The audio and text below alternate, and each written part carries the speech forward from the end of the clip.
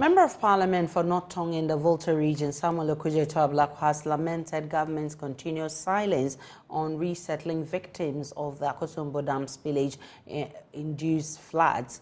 He said it was unfortunate for his constituents to continue living under harsh conditions in classrooms, grieving their loss, while the government sits aloof.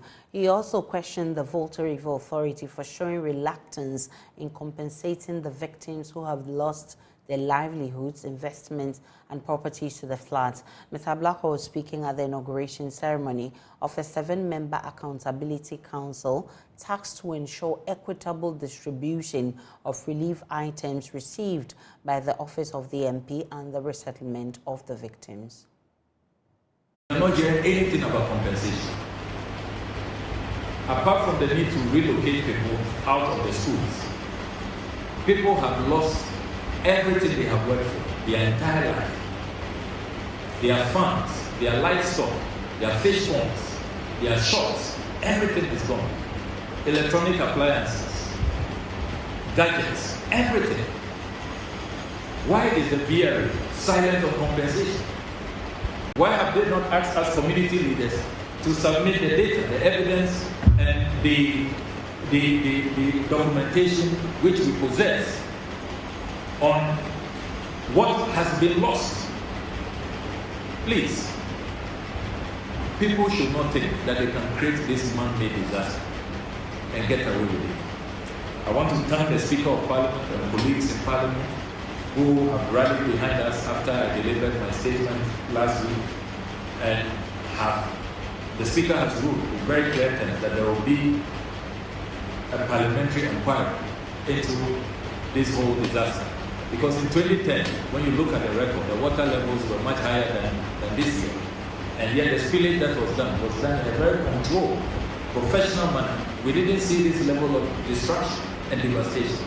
What happened that this time, when technology has improved, when things should be done in an improved way, when we have the benefit of hindsight, we have better know-how and expertise, we rather have this kind of, very suicidal, it's as if somebody was out there to commit mass murder.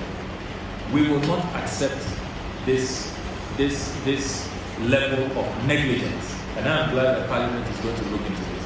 But these two items, the continuous silence of government on the matter of relocation, which is urgent, which is so crucial, because people have to be moved into where they can get their dignity back. We are talking about human dignity. We are talking about fundamental human rights. Nobody deserves to be living in classrooms under those conditions, particularly when they have refused to open Saglemi housing unit for us to move to, which is not far from here. If you will not allow people to move into Saglemi, then do what you must do. Reconstruct the houses. Land is available. And compensation. The silence from government is unacceptable.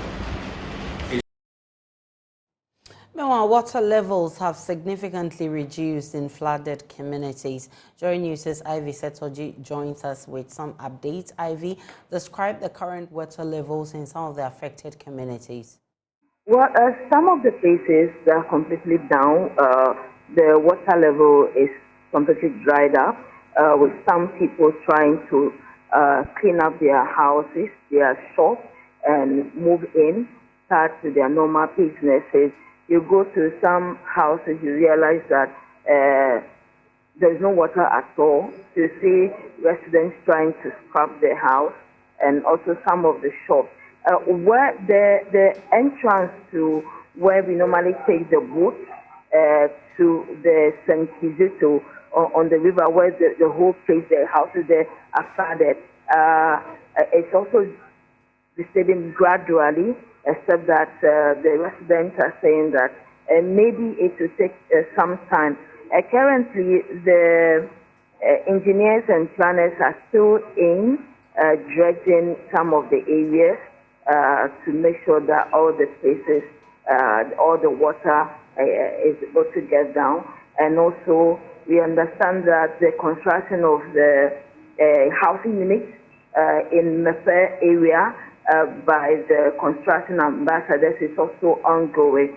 So for now, residents are trying to go about their normal duties, especially those whose houses are dried up with no water left. They are trying to get the few things left so they can get back to their normal business. How true is it that some victims are dying of snake bites at the various camps?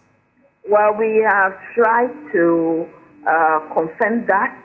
We spoke with the Health Directorate, the DCE, some of the authorities, even the assemblyman who said there was nothing like that. There was nothing of snake bites or people dying of spot.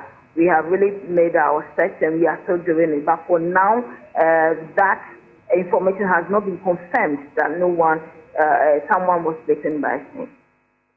Ivy Setoji with that update. We're still live.